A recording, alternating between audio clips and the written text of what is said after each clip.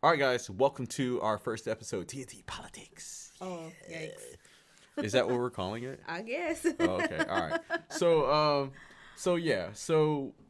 we weren't sure where to start with this journey, and a lot of people were requesting Thomas Sowell. I don't know. Okay, and one of the videos that I seen that really caught my eye was Black Rednecks. And when I said it, I said, let's check out this video, Black Rednecks. And then you were like, I'm Black Redneck. Okay, so I did that song, I'm a redneck. Okay, for those of y'all who don't know, we actually have a music channel as well. Yes. So we listen to different music. And you listen to Gretchen Wilson with the song Redneck Woman. And I was kind of scared to do the reaction because I thought it was like a derogatory. I didn't know a derogatory word, and it started off being a derogatory word, but Right. they took it. It's basically about, well, people had different Interpretations. not just different meanings behind it, but it's basically a hard-working person who does things themselves, and it derived from working hard and being out in the sun, from what most people told me, and Right. their neck turning red. Oh, okay. But the song was really good. Right. It was really fun to react to, and I kind of felt like I could identify with the song as well. You know what I mean? You're a hardworking woman. I think so. Yeah. Yeah. And hey, I don't think it has anything to do with color. Okay. All right. Well, we're about to We'll check this find out. out, Yeah, though. because obviously he put black in front of Yeah. it, so there is a color aspect of it. Anyway, let's go ahead and jump into this. Okay. And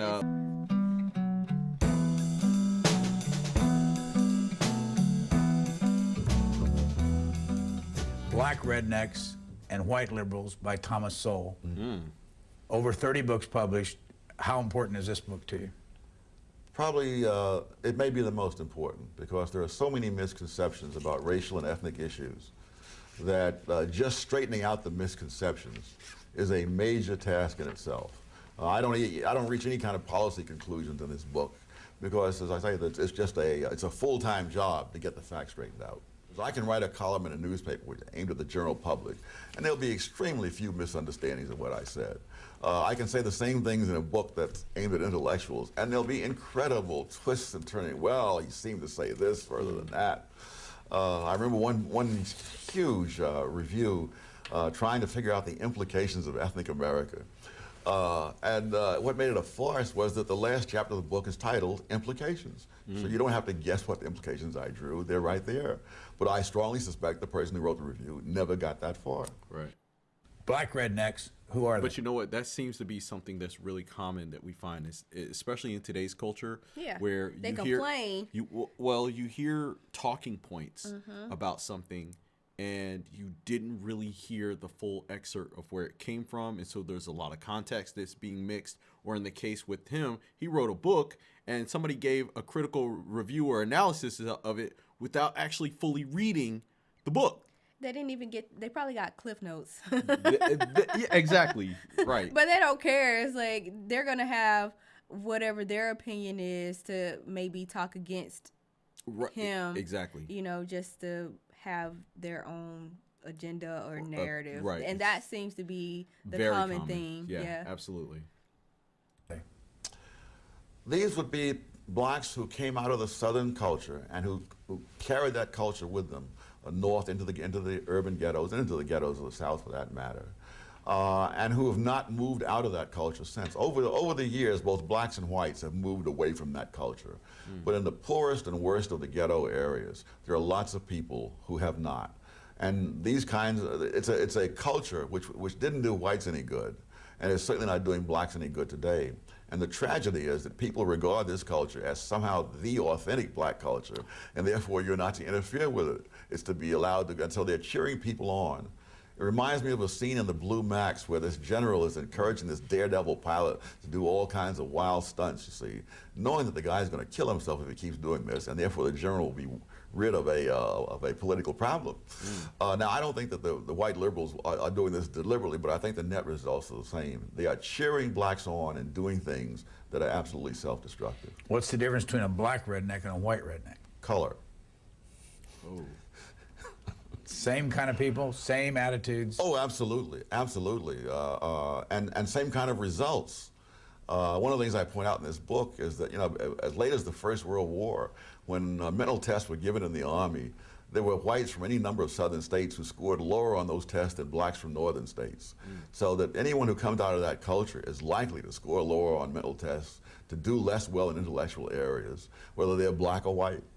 Among the middleman minorities, of which the Jews are the most prominent, So in his description and definition of even being a redneck, It's like you're not intellectual. you're right. It's saying that being a part of that culture, in which you had defined it differently Yeah. from people who are of that culture and how they define where it actually came from, Right. and that it didn't have a negative connotation to it. Right. And so with him saying that rednecks who are less intelligent, they come from a different culture, a different Southern culture, which is looked down upon amongst white and black people, is completely opposite from the definitions that you got. And see, this is the thing, and I've experienced it all my life.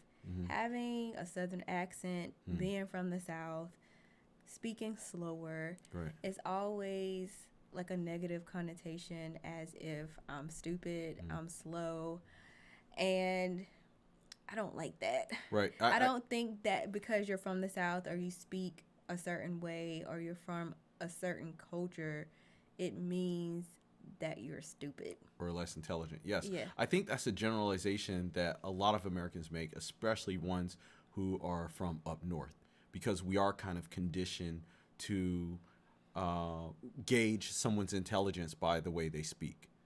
Okay. But let's go ahead and keep going. Let's continue what he's talking about. hostility to these people in countries around the world is out of all proportion to that, to any other kind of group I can think of. In terms of violence, the number of Chinese killed, let's say, in 1 year, and by mob action, exceeds all the blacks lynched in the entire history of the United States.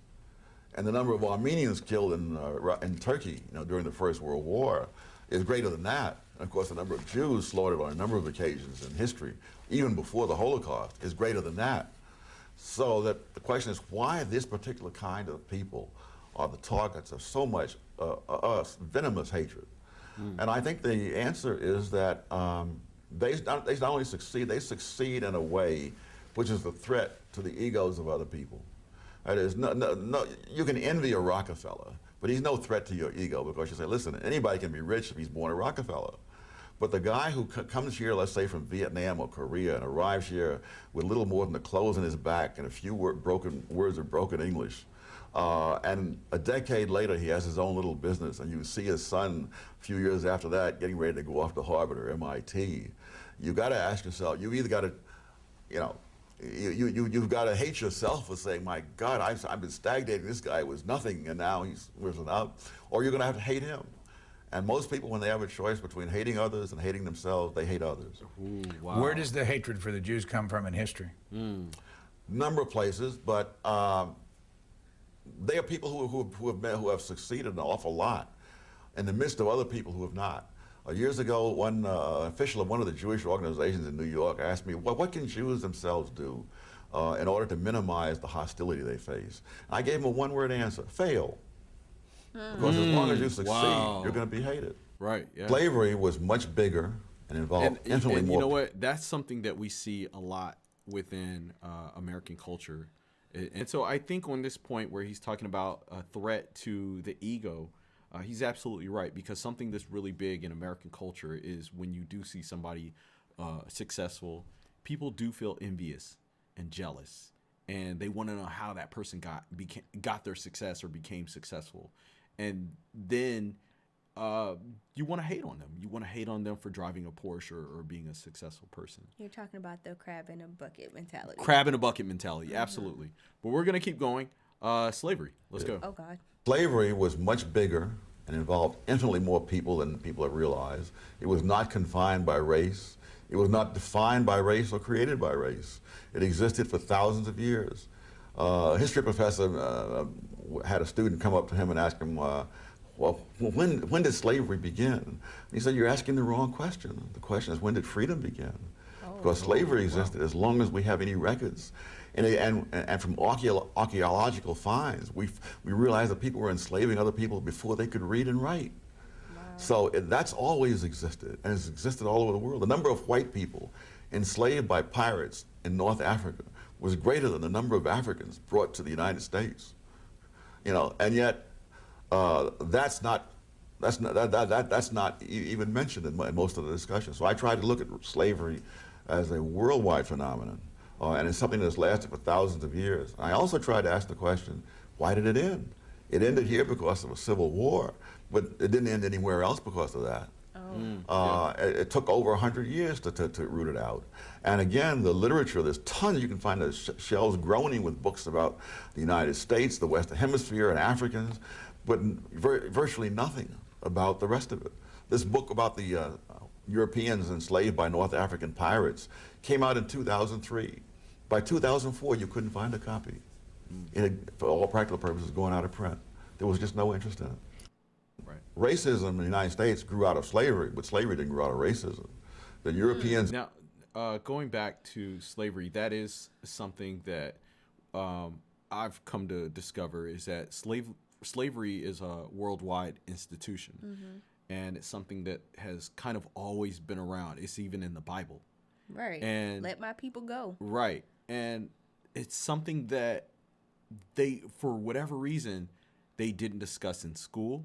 Like, especially in American schools, we do hear some things about the American slave trade, but slavery worldwide is never discussed. And I think that's why there's such a strong emphasis, especially among black people, that we feel like we were the only ones that were enslaved.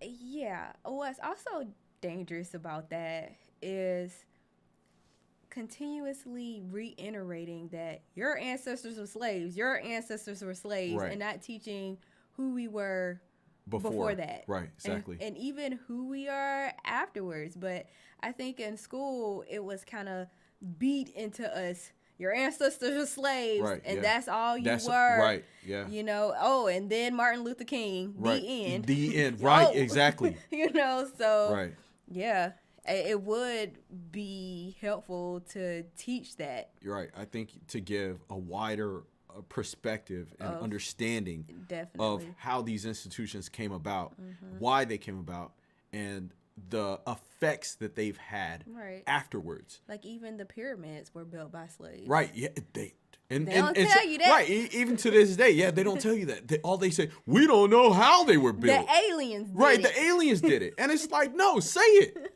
This is what happened. Right. Pharaoh or whoever was cracking the whip and slaves were building the pyramid. We shouldn't be afraid to talk about that kind of stuff. Yeah. So let's keep going. Interesting. Racism in the United States grew out of slavery, but slavery didn't grow out of racism. The Europeans enslaved other Europeans for centuries before the first African was ever brought to the Western Hemisphere. That wherever there were people that were vulnerable for whatever reason, those were the people that were preyed upon. Even though for most of history, those who enslaved and those who were slaves were the same race. In your opinion, what has to be done in the black schools or among black students in order to bring them up? One, you get rid of the things that are dragging them down. You stop saying that speaking black English, you know, is just as valid and all that kind of stuff. It maybe is just as valid to linguists and so forth, but the fact is, if you talk that way, you're not likely to get into med school, you're not likely to do very much in your life. If you were still living 50 years from now, what would you predict the black race in this country would be?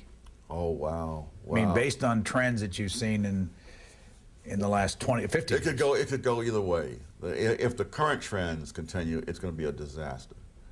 But there's evidences that the current trends are not unchallenged.